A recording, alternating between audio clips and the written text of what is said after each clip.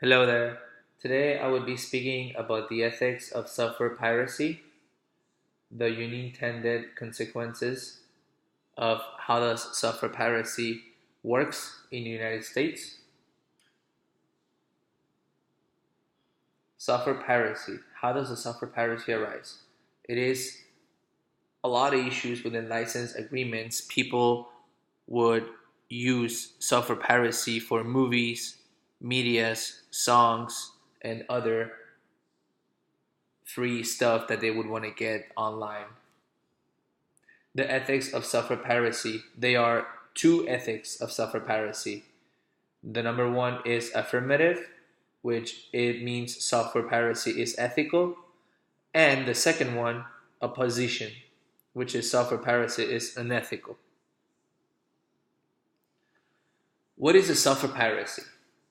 A software piracy is a code of ethics that information systems that inform a lot of systems into provide by the Association for Computing Machinery, which it stands for ACM, to help computing professionals make ethically responsible decisions in professional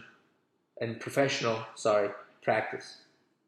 Provision of the code include reflecting upon the wider impacts of their work, consistently supporting the public group of the code of ethics. The software piracy. A very good definition for that one, in my opinion, would be according to Business Software Alliance, a software piracy is defined as an intentional act of an individual, whether, for example, you want to download a movie, so you save yourself a couple $100, a couple $100 to go to the movie theater, so you would use some online methods, some websites to download it for free. That could be a major software piracy. Or an organization to obtain computer software through illegal means. So, for example, a group of people, by calling themselves hackers or software piracy, they would hack into a program so they can have access. That could also be on the side of software piracy. Now, the illegal of a software piracy means examples including the not limited downloading copied software from the internet without a purchasing license. Nowadays, things have licenses, so such as Microsoft Word, some video games, you need to purchase them, music, movies, and such and such. So people will buy them from unauthorized retailers or exceeding the licensing entitlement. And that is a huge, huge saying of software piracy. That could be actually a very good definition, in my opinion. A computer software is defined as an intellectual property by the Computer Software Copyright Act of the 1980s. How does software piracy arise? In my opinion, the license agreement, the right to use a computer program software, could be one of them.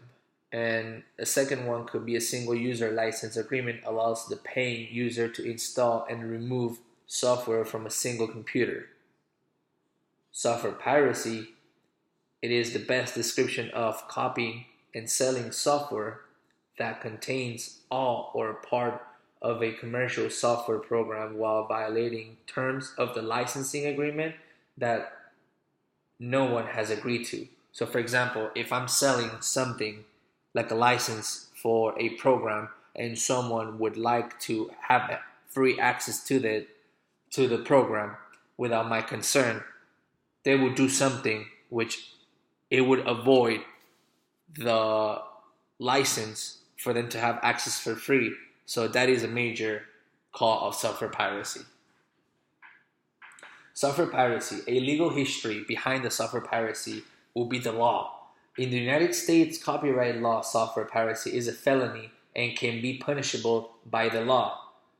The following penalties, which are actually three, based off of my research, are 5 years in prison, or $250,000 in fines, whether how bad the piracy was, and civilly liable for actual damages, such as, but not limited to, lost profits or statutory damages up to 150,000 per work, depending on how bad the damage was perceived or how long was the software piracy made. The legal cases. Known software companies such as Adobe and Microsoft have pursued legal path against individuals for monetary loss. The estimated, in my opinion, would be anywhere between 7 to 20 million per company. 3 billion in revenue loss per year in the United States, based off of my research. Examples of individuals addicted include Danny Ferrer, owner of BuysUSA.com, for-profit software piracy website, was sentenced to 6 years in prison, as well as restitution of more than $4.1 million in the fine. The ethics of piracy.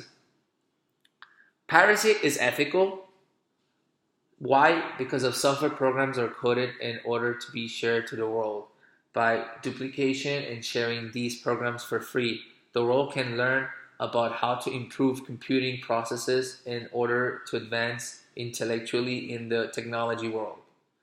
Copying, posting, and or disturbing software programs is part of our First Amendment, in my opinion. It is attributed to the right of self-expression and cannot be infringed upon.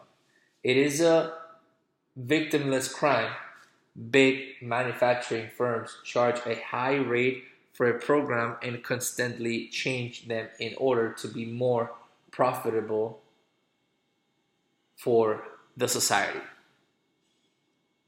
The side of piracy is unethical. Why? Because creating software programs does not only take time and effort, but piracy can cause monetary liabilities for the creators of the programs.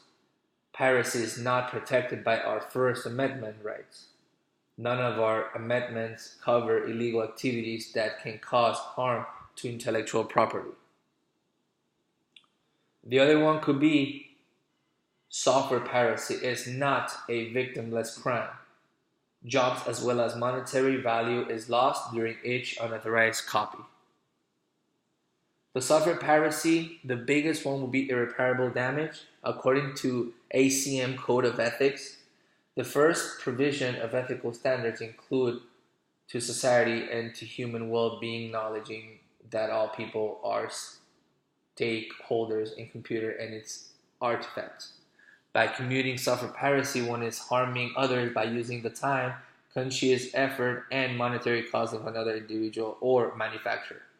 By copying and disturbing copyrighted software programs and not acknowledging the effort of the work that has been inputted into creating and coding the programs by someone else, one can disrupt and destroy the legitimacy of a program. This can be caused by creating limited copies, which may cause more harm by having viruses and destroying other programs.